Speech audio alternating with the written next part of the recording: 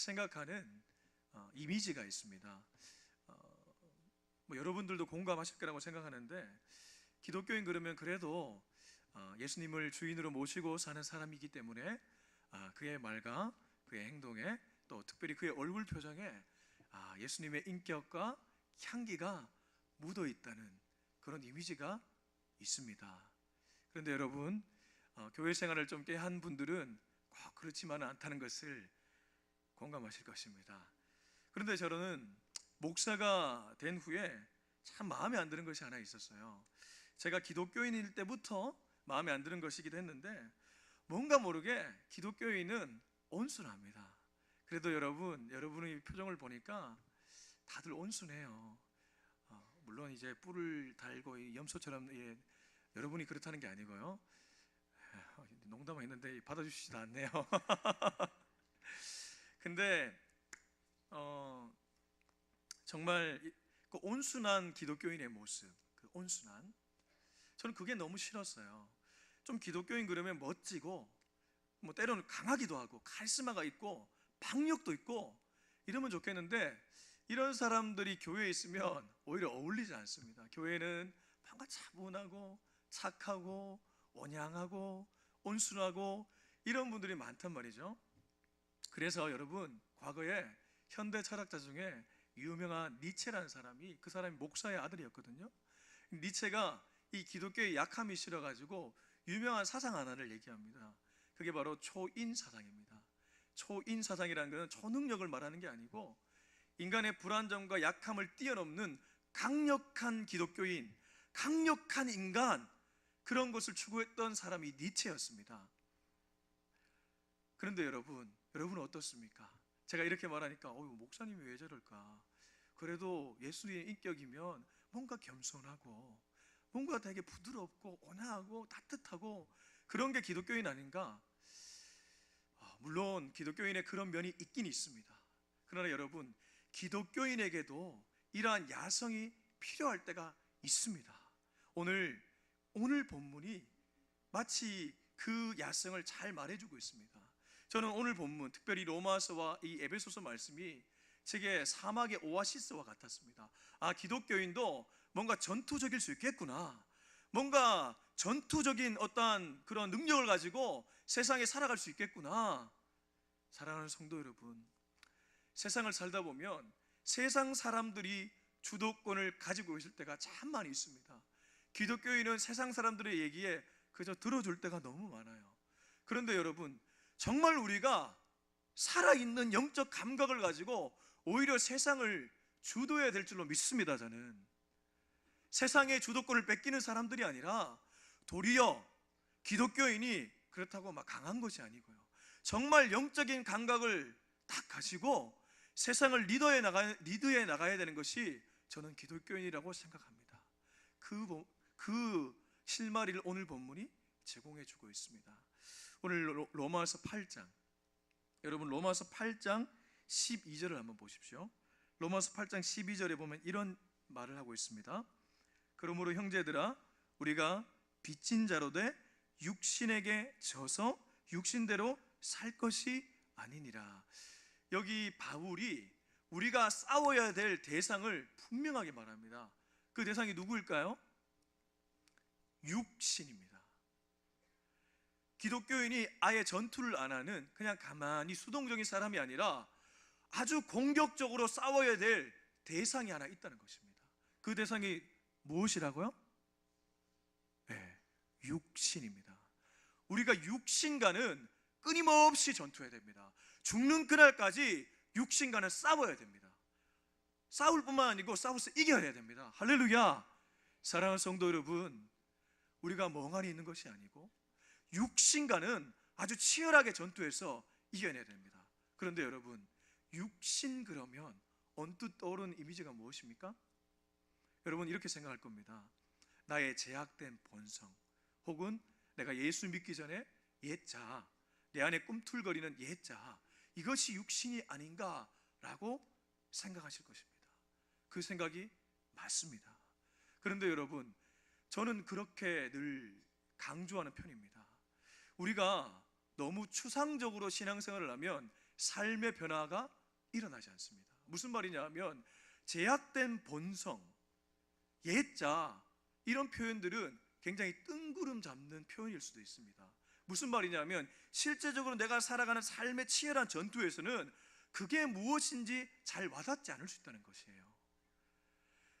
말씀을 오래 들어도 삶의 변화가 일어나지 않는 이유 중에 하나가 말씀을 너무 추상적으로 들어서 그렇습니다.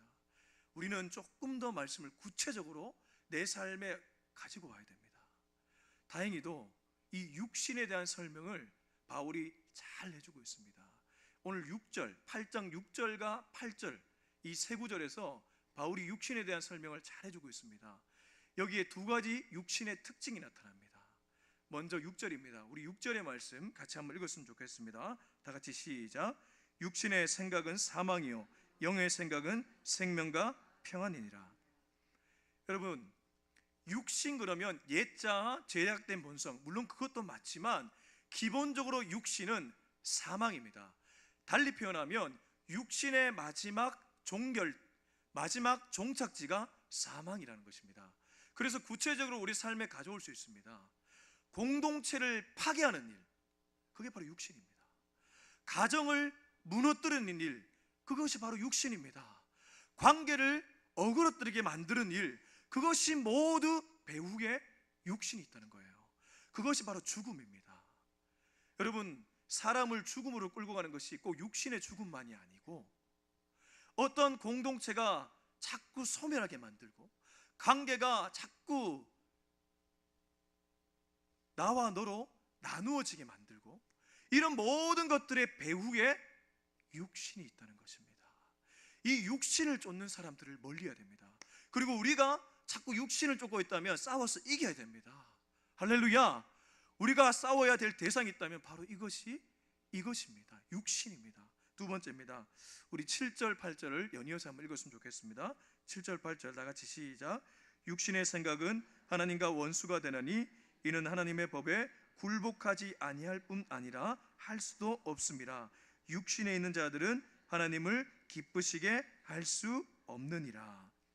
여러분, 육신의 두 번째 특징은 하나님과 원수됨입니다. 근데 이것은 8절로 따르면 다르게 표현할 수 있는데 하나님을 기쁘시게 하지 못하는 모든 행동을 가리킵니다. 아담과 하와가 제일 먼저 이러한 범죄를, 이러한 육신에게 진 모습을 보여줬습니다. 하나님이 동산 중앙에 있는 열매를 먹지 말라고 분명하게 말씀하셨습니다. 그것이 하나님의 뜻이었습니다. 그런데 이 아담과 하와가 사단 마귀의 유혹에 넘어가서 그 동산 중앙에 있는 열매를 따먹고 맙니다. 그때부터 하나님과 원수가 되어버렸습니다. 그러면 하나님과 원수됨이 무엇입니까? 그것이 바로 육신인데, 육신은 우리가 하나님의 뜻을 따르지 못하는 모든 것을 가리킨다고 말할 수 있습니다. 하나님을 기쁘시게 못하는 것, 예를 들면 하나님을 기쁘시게 못하는 일들 중에 불안과 염려와 근심이 있습니다. 그리고 어두움이 있습니다. 사랑하는 성도 여러분, 여러분이 어떤 일을 행할 때 자꾸 불안하고 자꾸 나에게 근심이 오고 자꾸 염려가 생기고 자꾸 내 얼굴에 그늘지고 기쁨이 사라진다면 그것은 육신이 배후에 있습니다. 그런 것들을 당장 멀리해야 됩니다. 예를 들면 우리가 어떤 모임에 갔습니다. 근데 그 모임에 갔는데 얘기를 자꾸 나누는데 자꾸 내 마음이 편하지가 않습니다.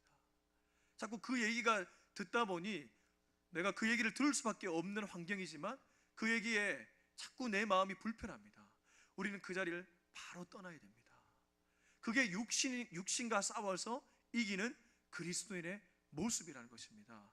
사랑하는 성도 여러분, 우리가 이 일에는 치열하게 전투해야 됩니다. 우리가 온순하기만 해서는 안 됩니다. 아주 강력하게 육신과는 싸워서 이겨야 될 줄로 믿습니다. 자, 이제 그러면 우리에게 이제 남는 질문이 있습니다. 우리가 싸워서 이겨야 될 대상이 육신이라면 우리가 갖고 있어야 될 무기는 무엇인가? 우리 손에 쥐어야 될 무기는 무엇인가? 전투 현장에 나가면 무기가 있어야 되지 않겠습니까? 우리가 싸워야 될 대상이 육신이라면 우리 손에 쥐어야 될 무기는 무엇인가?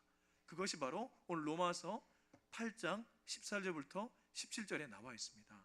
우리 14절부터 17절 다 읽지는 않고 제가 중요한 단어를 몇 가지를 뽑아서 읽도록 하겠습니다. 여러분 잘 따라와 주시기 바랍니다.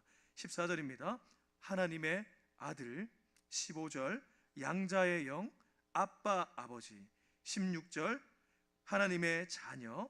17절 자녀, 상속자, 하나님의 상속자. 자, 제가 지금 읽은 이 단어를 하나로 묶을 수 있는 개념이 있습니다. 이 지금 14절부터 17절까지 나온 단어를 하나로 묶을 수 있는 개념이 하나 있습니다. 그것은 바로 친밀함입니다. 뭐라고요? 예, 친밀함입니다. 우리 에베소서 말씀도 한번 갔으면 좋겠습니다. 에베소서 말씀 6장입니다. 에베소서 말씀 6장에 보면 아주 유명한 표현이 하나 나옵니다. 6장 11절입니다.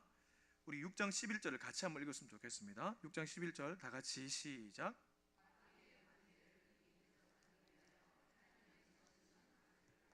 네, 여러분 우리의 무기가 무엇입니까? 에베소서 6장 11절 표현을 그대로 따르면 전신갑주입니다. 근데 여러분 제가 앞서 로마서 8장 14절로 17절까지 단어들을 뽑아서 그 단어를 묶을 수 있는 개념을 친밀함이라고 말씀드렸습니다. 근데 전신갑주, 여러분 전신갑주는 로마서 6장 뒷부분에 나옵니다.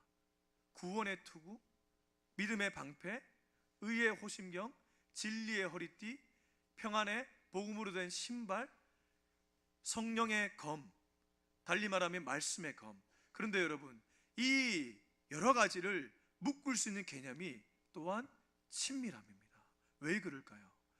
우리가 그리스도와 친밀할 때 우리가 믿음, 의, 진리 이런 모든 것들이 자연스럽게 드러납니다. 우리가 의도적으로 그것을 입는 것이 아니고 하나님과 친밀하다 보면 이런 모든 것들이 자연스럽게 우리에게 따라온다는 것이죠.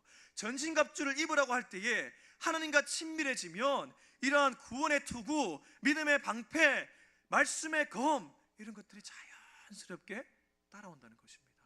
그러면 사랑하는 성도 여러분, 그리스도인의 가장 강력한 무기가 무엇입니까? 예, 제가 말씀드렸는데도 그리스도인의 가장 강력한 무기가 무엇입니까? 친밀함입니다. 로마서 8장으로 다시 돌아가겠습니다. 로마서 8장을 보시면 14절을 제가 읽겠습니다. 무릇 하나님의 영으로 인도함을 받는 사람은 곧 하나님의 아들이라. 제가 오늘 설교 제목을 하영인의 전투라고 했는데 이 하영인이 바로 여기 이 말의 줄임말입니다. 저는 이 표현을 정말 좋아합니다. 그리스도인은 다른 말로 하영인이라고 얘기할 수 있습니다. 하나님의 영으로 인도함을 받는 사람들이 하영인입니다. 바울은 로마서 8장 13절에서 이렇게 얘기합니다. 육신에게 싸워서 지지 말고 13절 육신대로 살면 죽지만 영으로서 살면 너희가 오히려 살아낼 것이다. 영으로서 나의 행실을 죽이면 너희가 살게 될 것이다. 그래서 그리스도인은 하나님의 영으로 인도함을 받는 하영인이다. 하영인이 누구입니까? 14절부터 17절을 보면 친밀한 자입니다. 하나님과 친밀한 자가 하나님의 영으로 인도함을 받는 자이고 하나님과 친밀한 자가 전신갑주를 입은 자라는 것입니다. 사랑하는 성도 여러분, 그래서 그리스도인의 가장 강력한 무기는 하나님과 친밀해지는 것입니다. 여러분 이것이 아무것도 아닌 것 같습니까? 절대 그렇지 않습니다. 교회 안에서 화려함을 자랑한 사람이 대단한 사람이 아닙니다. 부를 자랑하고 명예를 자랑하고 세상의 지위를 자랑하는 사람이, 그런 사람이 강력한 그리스도인의 군사가 아니고, 교회에서 가장 강력한 사람은 새벽에 나와 주님께 기도하며 하나님과 친밀해지기 위해 몸부림치는 사람, 그 사람이 하나님께서 가장 귀하게 쓰는 하나님의 가장 강한 군사인 줄을 믿습니다. 사랑하는 성도 여러분, 그러므로 우리는 하나님과 친밀해지기에 애를 써야 됩니다. 그러면 여러분에게 이러한 질문이 남을 것입니다. 그러면 친밀함은 무엇인가? 친밀함이 히브리 말로 소드입니다. 소드는 달리 표현하면 숨김없이 아주 가까운 사이라는 뜻을 갖고 있습니다.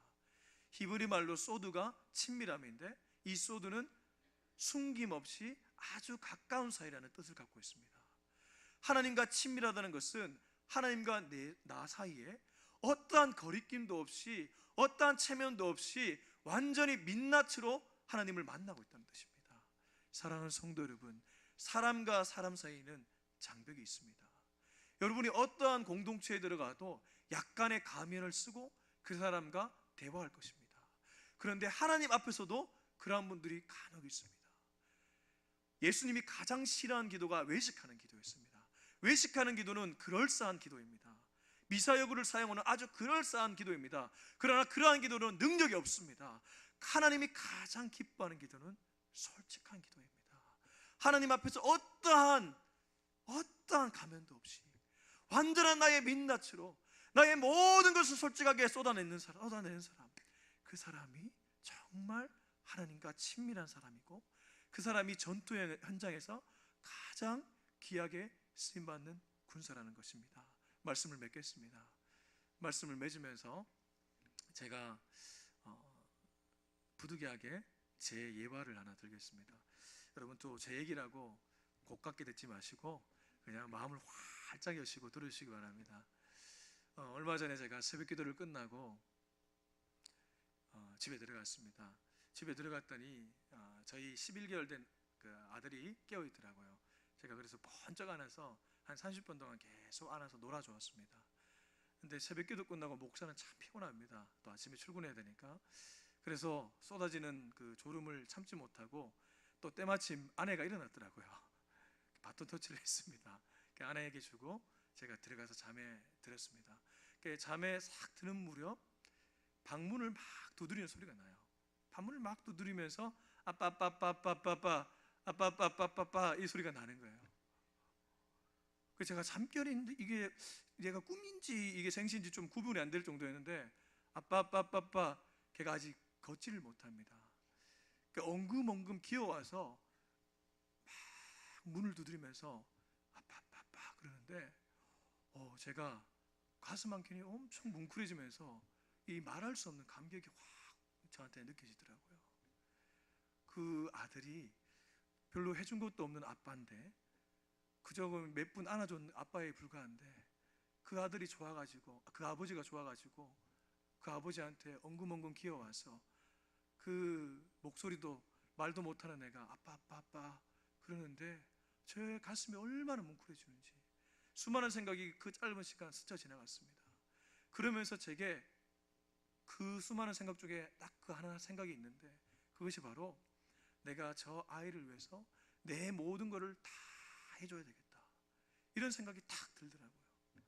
사랑하는 성도 여러분, 우리가 하나님께 나아가서 솔직하게 기도하고 하나님을 찾고 구하면 정말 능력이 많으신 하나님께서 우리를 위해 무엇을 못해 주시겠습니까? 그리스도인의 능력이 어디에 있습니까? 자기에게 있습니까? 그것은 하나님을 잘못 이해한 것입니다. 그리스도의 능력은 하나님께 있는 줄로 믿습니다. 우리가 하나님께 친밀해져서 하나님께 아버지라 부르며 하나님께 다 구하면 하나님이 우리의 모든 간구를 들으시고 하나님의 때에 하나님의 방법으로 하나님의 능력으로 우리에게 역사해 주실 것입니다. 그러므로 사랑하는 성도 여러분, 매일매일 주님을 찾으십시오. 매일매일 주님과 가까워지십시오. 매일매일 주님께 부르짖으십시오. 그러면 우리 아버지 되신 하나님께서 우리에게 역사해 주셔서 전투 현장에서 이기게 하는 역사를 보여주실 것입니다. 이 은혜를 매일 체험하는 저와 여러분이 될 수 있길 주의 이름으로 축원합니다. 기도하겠습니다.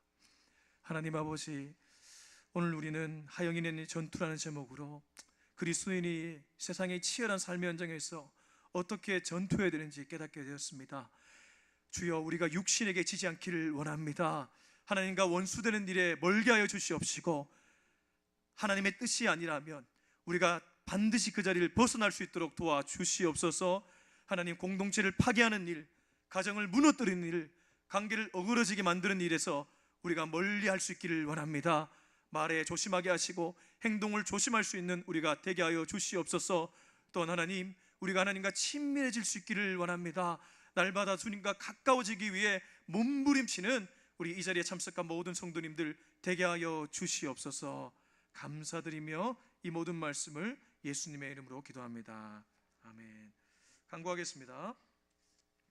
연말연시 행사가 있습니다. 주보를 참조해 주시기 바랍니다. 금요 성체가 아주 뜨겁게 진행되고 있습니다. 특별히 12월도 우리가 기도에 힘쓰려고 합니다. 이번 주는 SBS 예술 단장이신 김정택 단장님의 우리 특별 순서가 있다고 합니다. 그동안 금요 성체에 못 나오셨던 분들도 이번 주만큼은 참석하셔서 이 또 단장님의 또 축하 공연도 보시고 또 기도에 동참하시는 우리 성도님들 되셨으면 좋겠습니다. 2019년 봉사자 지원을 받고 있습니다. 주일학교 교사, 찬양팀, 주차, 또 주방, 물샘 카페, 전도, 기도 여러 분야에서 우리 봉사자를 구하고 있으니까 여러분 참고하셔서 봉사 지원서 꼭 써주시기 바랍니다. 교구 목사님들이 전화를 거실 것입니다. 그때 이왕이면 순종해서 하나님의 맡은 일을 충성스럽게 감당하는 우리 성도님들 되셨으면 좋겠습니다. 할렐루야. 여러분 순종하면 하나님이 큰 복을 주십니다. 순종이 제사보다 나은 줄로 믿습니다. 광고 있습니다. 장례 광고입니다. 7교구 배용우 집사님, 또 아내 되시는 김현미 집사님, 우리 배용우 집사님의 모친께서 안타깝게도 소천하셨습니다. 우리 교회에서 오늘 수요 예배 직후에 입간 예배를 인도합니다. 동국대병원 장례식장 12호실입니다. 우리 관련된 분들 또 지인이신 분들은 참석하셔서 같이 예배 드려주시기 바랍니다. 우리 찬송가 539장입니다. 찬송가 539장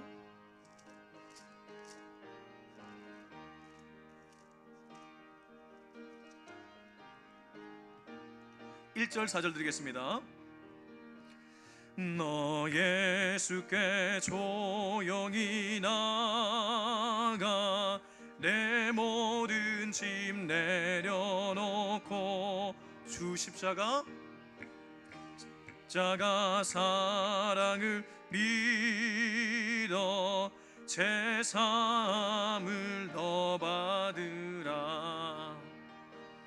주 예수께 조용히 나가 내 마음을 쏟아놓으라. 늘 은밀히 모시는 주님 그 은혜를 베푸시리. 너 주님과 사귀어 살면 새 생명이 넘치리라. 주 예수를 찾으리 앞에 참 밝은 빛 비추어 주 예수께 조용히 나가 내 마음을 쏟아놓으라. 늘 은밀히 보시는 주님 그 은혜를 베푸시리. 우리 주님 가르쳐주신 기도로 마치도록 하겠습니다.